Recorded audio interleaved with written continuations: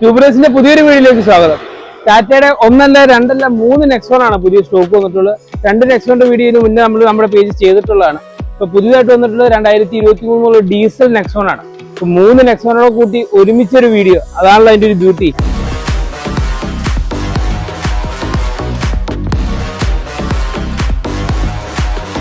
Kilometre മേലിൽ mileage കിട്ടുന്ന diesel Nexon ആണ്. 2023 മോഡലാണ്. സിംഗിൾ ഓണർ വെറും 45,000 കിലോമീറ്ററോടെ വാഹനമാണ്. മേജർ ആക്സിഡന്റോ റീപ്ലേസോ കാര്യങ്ങളൊന്നും ഇല്ല.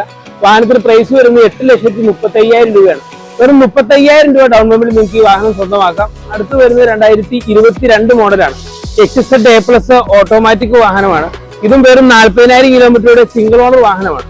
ഈ വാഹനത്തിന് പ്രൈസ് വരുന്നത് 8,35,000 രൂപയാണ്. ഈ വാഹനത്തിന് നമുക്കൊരു 7 ലക്ഷം രൂപ ഫിനാൻസ് അവൈലബിൾ ആണ്. അടുത്ത് വരുന്നത് 2021 model petrol automatic XZ A+ ആണ് വാഹനം വരുന്നത്.